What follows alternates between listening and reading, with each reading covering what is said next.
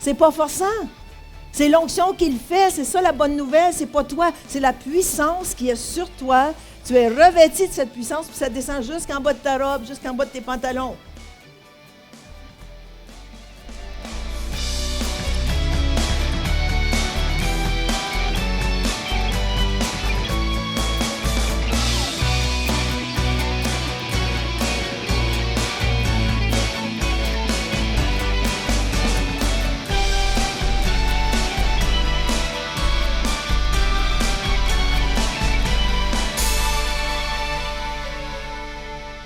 Bienvenue à l'émission Réveil aujourd'hui. Je suis avec Mathieu, mon fils, et même aujourd'hui, on va entendre mon épouse, Louise, qui va partager la parole de Dieu. Yes, puis on a vu aussi la dernière fois que la foi est une aventure dans un monde nouveau, un royaume surnaturel, un royaume qui n'est pas de ce monde, mais qui est surnaturel, au-delà de cette dimension, mais qui est tangible, qui est ici présentement. Et on doit le saisir par la foi, comme Élisée a saisi l'appel de Dieu sur sa vie lorsqu'Élie est venu et il a déposé le manteau sur lui. Et maintenant, nous, on doit saisir ce qui nous appartient par la foi. Et puis, c'est vraiment important. Ça fait que si on peut aller directement au Centre Réveil, écouter la suite de ce message, on vous revient tout de suite après. Alors, ça nous dit que son manteau est tombé. Qu'est-ce qu'a fait Élisée? Dans 2 Rois 2, 14 et 15, il prit le manteau d'Élie qu'Élie avait laissé tomber. Puis là, il a dit, « Wow, un manteau prophétique, un manteau de poil de chameau, il m'appartient. » Mais ce n'était pas juste un manteau de poil de chameau, c'était un manteau rempli de la gloire. Parce que le mot manteau veut dire gloire. Il a ramassé le manteau d'Élie, puis il a dit, « Oh, enfin! » Je commence mon ministère prophétique. Ce manteau me revêt. Ce qu'il a fait, il est parti, ça nous dit, il prit le manteau qu'Élie avait laissé tomber et il en frappa les os. Okay? La première fois, parce que c'est 2 fois qu'ils disent. Il a frappé les os la première fois, puis ça n'a pas marché. Puis là, il a dit, « Où est l'Éternel, le Dieu d'Élie? J'ai son manteau, j'ai sa gloire, maintenant il faut que ça marche. » Alors, ça nous dit, lui aussi, il frappa les os une 2e fois, et gloire à Dieu, ils se séparèrent, et il a pu passer. Maintenant, les fils de prophètes qui étaient à l'école Kairos de Jéricho étaient sur le bord du Jourdain, ils l'ont vu. Ils ont vu le manteau d'Élie sur les épaules d'Élisée. Puis il s'en venait. C'est comme un homme, hein?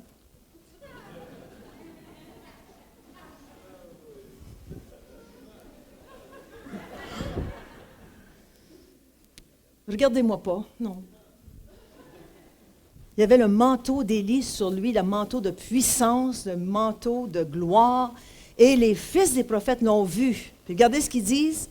Les fils des prophètes qui étaient à Jéricho, à l'école Kairos, vis-à-vis l'ayant vu dire, quoi? L'esprit d'Élie repose sur Élisée. Pourquoi? Parce qu'ils l'ont vu avec le manteau d'Élie. Puis Élie n'était plus là. Puis ils savaient qu'il était pour être enlevé. OK? Et ils allèrent à sa rencontre et se prosternèrent contre terre devant lui, parce que c'était maintenant lui qui était rendu le prophète du jour. Amen, pas le plat du jour, le prophète du jour, OK? Alors la puissance qui était sur Élie a été transférée sur Élisée. Élisée est maintenant revêtu d'une double onction pour opérer dans son ministère de prophète, OK? Puis vous savez que si vous lisez 2 Rois, je vous donne un travail. Vous allez voir qu'Élisée a fait 2 fois, dites 2 fois. 2 fois. Combien de fois? 2 fois. Il a fait 2 fois plus de miracles qu'Élie. Vous le lirez, je l'enseigne à Kairos, je le sais. Il a fait 2 fois plus de miracles qu'Élie. Parce qu'il y a eu une double portion, une double onction. Amen? Alors, on sait qu'Élisée avait reçu le manteau d'Élie quelques années auparavant, puis il avait un appel d'être prophète.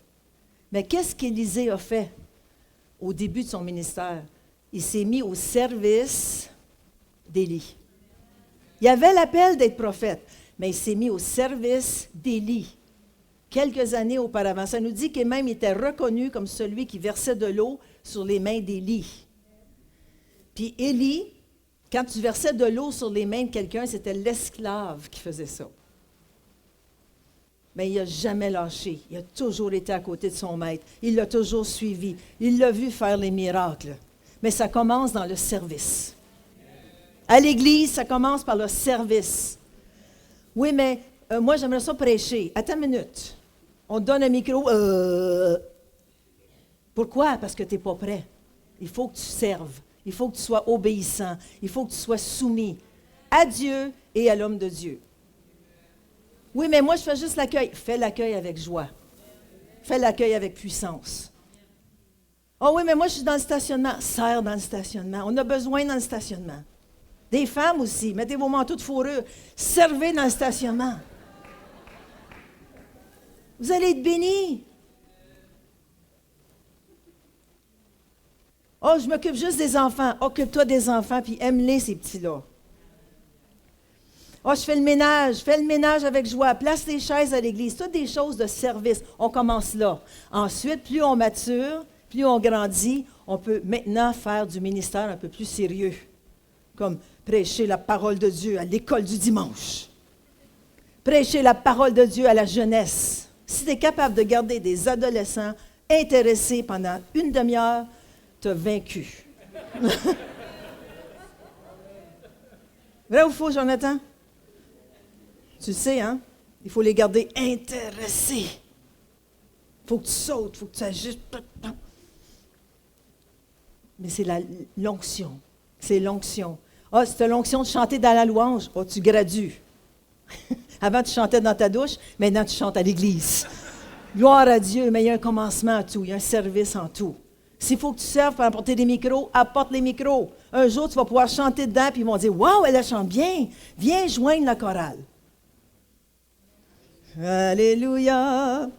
Alors, ce manteau d'onction était sur Jésus. Dans Luc 4, 14, ça nous dit « Jésus, revêtu, dites revêtu, de la puissance de l'Esprit retournant en Galilée et sa renommée se répandit dans tout le pays d'alentour. » Jésus était revêtu de quoi? La puissance de l'Esprit. Regardez Matthieu 14, 36. Même les malades voulaient toucher à Jésus. Ils le prièrent de leur permettre seulement de toucher le bord de son vêtement, et tous ceux qui le touchèrent furent guéris. Wow, c'est pas forçant! Ce matin, je vais vous dire, venez toucher au bord de ma robe, puis vous allez être guéris. En fond, c'est ça que Jésus faisait. Il marchait dans la rue, les gens touchaient son vêtement, puis wow, il était guéri. Hey, c'est pas forçant. Êtes-vous là ce matin? C'est pas forçant. C'est l'onction qu'il fait, c'est ça la bonne nouvelle, c'est pas toi, c'est la puissance qui est sur toi. Tu es revêtu de cette puissance, puis ça descend jusqu'en bas de ta robe, jusqu'en bas de tes pantalons.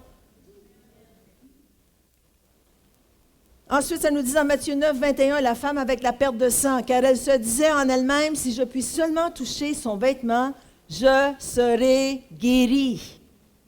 Parce que l'onction était tellement forte sur Jésus que même quand il passait, les gens étaient guéris.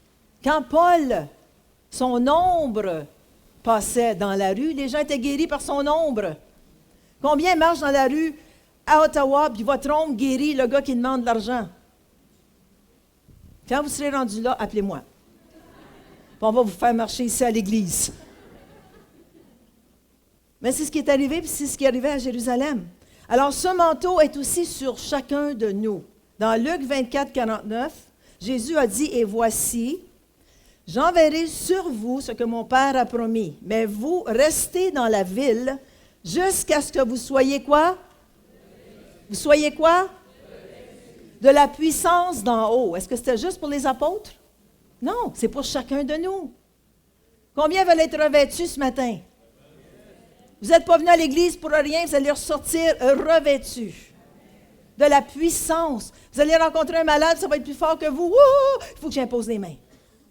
Vous allez rencontrer une collègue de travail qui pleure. Oh, il faut que je témoigne. Ça va être plus fort que vous. Pas juste Pasteur Jean, pas juste moi, pas juste Pasteur Mathieu, Denis et tout. Non, vous. Dites à ton voisin, toi. Puis dites pas moi, toi. Galates 3, 27 nous dit, « Vous tous qui avez été baptisés en Christ, vous avez quoi? Revêtu Christ. vous tous qui avez été baptisés dans l'onction, parce que le mot Christ veut dire celui qui est oint ou l'onction. Celui qui a été baptisé dans l'onction est revêtu de l'onction. La même onction, le même manteau, la même gloire que Jésus avait est sur nous. Pourquoi? Parce qu'on est son Église. Nous sommes les membres de son Église. OK? Ce manteau est sur l'Église. Acte 4, 31. C'était la première Église à Jérusalem. On est encore la même Église, 2015 ans plus tard. Ça nous dit, quand ils eurent prié, quand on prie ici, il y a de la puissance. Parce qu'on est tous des petits ouins. Tu es un petit ouin. Là, ton voisin, tu es un petit ouin. Pas un petit ouin-ouin, un petit ouin.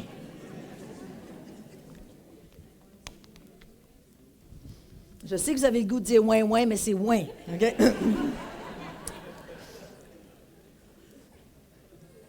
Quand ils eurent prié, le lieu où ils étaient assemblés trembla. Ils furent tous remplis du Saint-Esprit et ils annonçaient la parole de Dieu avec assurance. Alors, ce manteau d'onction est sur l'Église de Jésus-Christ aujourd'hui. L'Église est revêtue de la gloire de Dieu et de la puissance du Saint-Esprit. Puis quand tu viens à l'Église, mets-toi dans la tête, je m'en viens recharger mes batteries. Je m'en viens remplir ma lampe d'huile. Hein, c'est un peu comme ton téléphone cellulaire. Si tu ne le recharges pas le soir, le lendemain, ça va être « La communication est coupée. » Pourquoi est-ce qu'on vient recharger nos batteries pour pouvoir parler avec le Seigneur? Mais si ton téléphone est mort, tu ne pourras pas entendre sa voix, tu ne pourras pas lui parler. Alors tu viens le dimanche recharger tes batteries. Je sais que vous avez dormi 1 heure de plus, puis je sais que vous êtes très fatigués. Mais venez recharger vos batteries ce matin. Venez vous connecter, vous brancher dans la source de la vie. Amen. À l'Église, cette onction se transfère sur nous. Ça, c'est important de venir à l'Église. C'est super d'écouter par Internet, mais si tu restes à 3 coins de rue, viens à l'Église. C'est vrai, il y a des gens, « Ah, ben là, je ne file pas, j'ai mal au ventre. » Mais oui, mais tu as mal au ventre. Viens faire prier sur toi, hein? Tu n'auras plus mal au ventre. Parce que l'onction est ici, viens te brancher. OK? Quand vous quittez l'Église, voyez-vous comme revêtu de la puissance du Saint-Esprit. Répétez après moi, regardez vos mains. Regardez vos mains. Tout le monde les regarde? Regarde pas les mains de ta voisine, les tiens. Dites, ces mains vont se poser sur les malades et ils seront guéris. Cette bouche va témoigner des merveilles de Dieu. Ses pieds vont aller annoncer la bonne nouvelle du salut. Amen. Prenez vos mains et applaudissez le Seigneur ce matin.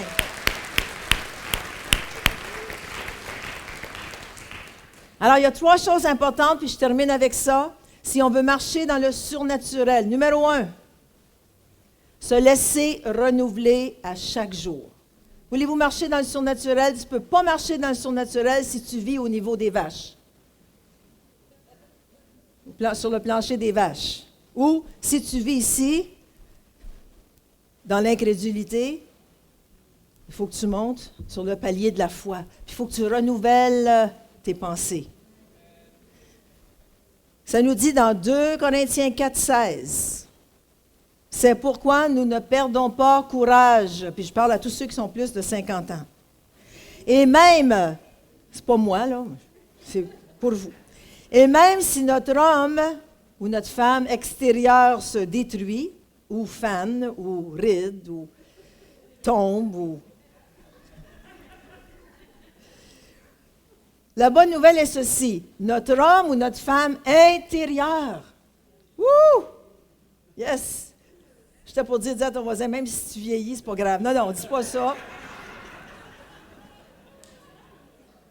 C'est pas tellement grave parce que l'homme intérieur, dites l'homme intérieur, se renouvelle. Wouh! Oh, de jour en jour. Yes! Tu reçois une nouvelle force, une nouvelle vigueur. Ton mari, après qu'il a prié, dit « Wouhou! Chérie! » Tu dis « Non, reste là, tranquille. » Mais il faut se renouveler spirituellement, surnaturellement, parce qu'on a revêtu l'homme nouveau. Il faut le nourrir, cet homme nouveau-là. Je sais qu'il y en a ici qui sont maigres spirituellement. Je vous encourage aujourd'hui, renouvelez vos pensées. Allez chercher dans la parole de Dieu ce que vous avez besoin pour grandir spirituellement. Oui, c'est super d'être dans le stationnement, mais on peut commencer à enseigner ceux qui sont dans le stationnement. Comprenez-vous ce que je veux dire? Il y a une progression spirituelle. Alléluia. Merci Seigneur, tu m'éclaires. Amen. Deuxième chose, permettre au Saint-Esprit d'agir en nous et lui va le faire. Éphésiens 3, 20, ça nous dit, « Or, à celui qui peut faire. » Est-ce que le Seigneur veut faire? Oui. Est-ce qu'il peut faire? Oui. Or, à celui qui peut faire par la puissance. Quelle puissance? La puissance dynamis. La puissance surnaturelle pour faire des miracles. Qui agit où? En nous. La puissance dynamis pour faire des miracles agit de façon efficace en nous. Tu vas dire, bah, ça c'est bon pour les autres, c'est bon pour le pasteur, c'est bon pour la femme du pasteur. Non! Elle agit en vous. Il écrivait aux Éphésiens ici. Il écrit aux Ottawaïens ici. Aux Gatinois ici. Je peux dire aux Gatinoïens, mais... Par la puissance qui agit en nous, qui travaille activement et de façon efficace en nous, infiniment au-delà de tout ce que nous demandons ou pensons, à lui soit la gloire dans l'Église et en Jésus-Christ dans toutes les générations au siècle des siècles. Amen. Wow! Il agit puissamment en nous et il veut se servir de nous. Laissez-le faire. Laissez-le faire. Commencez avec votre chien s'il faut. Le chien est malade, impose-lui les mains. S'il revient à la vie, viens témoigner. Il y a plusieurs personnes qui nous ont appelés en prière un matin de 9 à 10 pour prier pour leurs animaux. Vrai ou faux? Oui, c'est vrai. Priez pour mon chien, il est malade. OK, au nom de Jésus, Seigneur va toucher son chien. Rappelle le lendemain. Miracle! Mon chien est guéri. Merci, Seigneur. Ça commence avec des chiens, ça commence avec des chats, ça commence avec des oiseaux. Ça peut commencer avec des canards, mais ça ne marche pas toujours. Je dis ça parce que mon mari, une fois, on faisait le tour du lac aux Highlands, à Ottawa, puis il y avait un canard qui était mort, ici, sur le bord du lac. Mon mari dit, je vais exercer ma foi pour la résurrection. J'étais pas là avec lui, parce que j'aurais dit, tu perds ton temps. Alors, il a exercé sa foi, il a mis sa main. Il n'a pas touché, là, parce qu'il était mort, vraiment mort. Puis il a mis sa main, mais ça n'a pas marché. Mais ça fait rien, il ne s'est pas laissé décourager. On continue, même si ça ne marche pas la première fois, on continue. Même si le canard ne ressuscite pas, on continue. Dis, Seigneur, j'ai essayé sur le canard, là, tu vas me faire essayer sur un être humain peut-être, qui est mort. Bon, je ne veux pas être trop lugubre. On continue. Numéro 3. Laissez le Saint-Esprit se servir de vous. Dites-lui, oui Seigneur, je suis venu à l'église ce matin, je me suis branché, je suis rempli, j'ai ressenti que ta puissance est sur moi. Maintenant, sers-toi de moi cette semaine. Tu arrives au travail demain, pas ta conjointe, mais celle qui travaille avec toi, elle, « Oh, j'ai mal à la tête aujourd'hui, qu'est-ce que tu vas faire? » Ça va-tu marcher? C'est lui qui va faire à travers toi. Dis, écoute, je vais à l'église, moi, puis mon pasteur m'enseigne de prier sur les malades. Es-tu intéressé que je prie avec toi? Tout le monde dit oui. C'est vrai. La plupart des gens disent oui. Là, tu dis, oh non, elle dit oui. Alors là, tu mets ta main sur elle dans le nom de Jésus, puis tu le laisses faire. C'est lui qui le fait. Là, toi, tu es libéré. Merci, Seigneur. Ce n'est pas par nos propres forces. source. Il faut se connecter à la source. Puis vous êtes venus vous connecter à la bonne source aujourd'hui. Amen? Alors vraiment, le Saint-Esprit, c'est notre source de contact. C'est là qu'on se connecte, qu'on se branche. On ouvre la ligne de communication avec le Saint-Esprit, avec le Seigneur le matin. On s'assoit, on se laisse renouveler, on prie, on regarde la parole de Dieu, on la avale, on la mange, puis on vient gros spirituellement. Alors, si vous êtes maigre spirituellement ce matin, j'espère que ce message vous aide à grossir. Vous devez mettre un peu de graisse sur vos hanches spirituelles. Revêtir l'homme nouveau qui est branché au Seigneur. Alléluia. On finit avec ce psaume 93, verset 1, puis on va passer à la communion. L'Éternel règne, on va lire ensemble. L'Éternel règne, il est revêtu de majesté. L'Éternel est revêtu, il est ceint de force. Aussi le monde est ferme, il ne chancelle pas. Alors si le Seigneur qui est revêtu de majesté, il règne, il est ceint de force et le monde ne chancelle pas. Combien plus si nous, on se branche, combien plus on va être ferme dans la foi, on va marcher dans le surnaturel. Amen. C'est important de laisser le Saint-Esprit se servir de nous. Et pour le laisser se servir, on doit juste ouvrir nos cœurs et dire, Seigneur, sers-toi de moi. Sers-toi de moi aujourd'hui. Je veux être un instrument. Je veux être un instrument de guérison. Je veux être un instrument qui apporte l'espoir. De bénédiction pour les gens et tout. Et de cette façon-là, on peut marcher dans le surnaturel. On doit laisser Dieu venir en nous et lui permettre vraiment de faire ce qu'il désire. Ça me fait penser à l'histoire d'un jeune homme, une fois que Dieu lui a demandé, tu vas aller dans ce dépanneur-là, dans un dépanneur quelconque où il était à l'époque, et puis il a dit, tu vas rentrer dans le dépanneur, puis tu vas te mettre sur tes mains, faire un handstand contre la machine à coke. Tu vas mettre ta tête à terre, puis tu vas mettre les pieds dans les airs. Quelque chose qui fait complètement aucun sens, et il l'a fait. Et justement, l'homme qui était dans le magasin dit, je vais croire en toi, Dieu, si je vois quelqu'un venir dans mon magasin, faire une culbute, puis se mettre ses pieds contre la machine à coke. Et il a vu ça, et c'était par la foi qu'il a réagi. Dieu s'est servi de ce jeune homme-là pour apporter l'homme à Christ. Le salut, pour amener le salut à cet homme.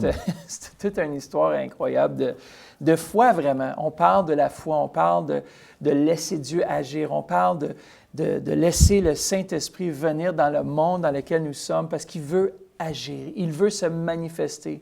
Il veut se manifester chez vous présentement par la guérison. Puis je crois que c'est vraiment important de le laisser agir.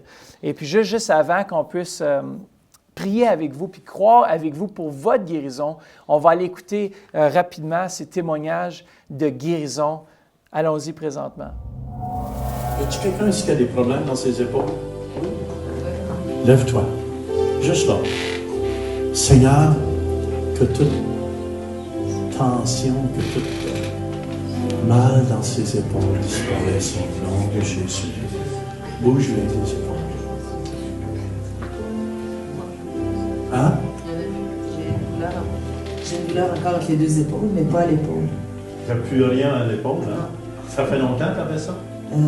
Quelques mois. Oui. Quelques mois? Oui. Puis c'est parti, hein? Oui.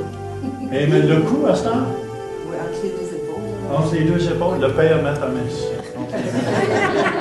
Seigneur, on lève les mains ensemble. Voyez-vous l'amour de Dieu? Jésus passait son temps à guérir les malades. Seigneur, merci Seigneur, que toute malaise disparaisse. Au nom de Jésus, on donne la gloire. Comment tu te sens? Encore un peu? Y a-t-il une amélioration? Oui. Combien de pourcents d'amélioration? La moitié. La moitié? Mais levons nos mains. Amen. Je suis pas satisfait de la moitié. Seigneur, merci Jésus. Guérison totale. Amen. Bouge-les. C'est bon? C'est-tu toute partie? Oui, hein? Oui. Come on! Applaudis Jésus. Je sens la puissance de Dieu descendre. Amen. Merci Seigneur. Amen. C'est réel. Qu'est-ce qui se passe? Qu'est-ce qui se passe? C'est quelque chose de débloqué. C'est comme quelque chose qui débloque dans le dos. Amen, amen, amen, amen. La puissance de Dieu est ici pour guérir. Au nom de Jésus. Woo! Amen. Merci Jésus. Ah, tu sens puissance. Hein?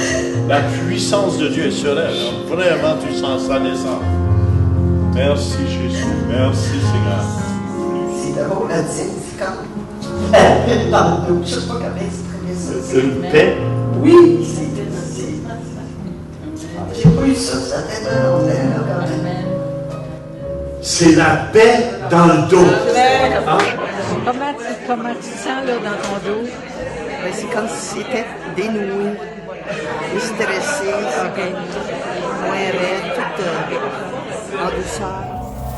Si Jésus a guéri ces personnes-là, Jésus peut faire la même chose, Matthieu, pour nos téléspectateurs à la maison. Et si vous voulez vous unir, Matthieu va prier pour vous. On va se donner la main. Alors, vous pouvez vous donner la main ensemble à la maison, puis Pasteur Matthieu va prier pour vous aujourd'hui. Amen. Puis recevez par la foi aujourd'hui. Faites juste dire, Seigneur Jésus, je reçois maintenant ma guérison. Ma guérison. Par la foi, Je saisis saisis pour ma vie ce dont j'ai besoin. Et recevez présentement. Et Seigneur Jésus, merci que tu guéris chaque personne qui nous regarde. On maudit toute maladie, tout cancer dans le nom précieux de Jésus. Et tout ce qui s'oppose à un corps en santé dans le nom de Jésus. On déclare la vie là où il y avait la mort. On déclare la santé où est-ce qu'il y avait la maladie. Et Père, merci que tu le fais et que tu ne changes pas. Tu es le même hier, aujourd'hui et éternellement. Et on te remercie, Père, pour ta fidélité dans le précieux nom de Jésus. Amen. Amen. Amen. Matthieu, je crois qu'il y a quelqu'un qui a des problèmes à voir. Amen. Remarquez bien, vos yeux s'ouvrent présentement. Par la puissance du nom de Jésus de Nazareth. Les aveugles voient, les boiteux marchent. C'est le désir de mon Père qui est dans les cieux pour vous. N'oubliez pas, Jésus est vivant. Il vous aime. Il veut rencontrer tous vos besoins. À la prochaine. Visitez le site web centrereveil.com pour participer à nos services en direct. Pour un don mensuel de 20 $ ou plus, devenez partenaire de l'émission Réveil et recevez le DVD du mois. Vous pouvez faire vos dons en ligne avec Visa et Mastercard ou un chèque par la poste. Et nous apprécions votre soutien.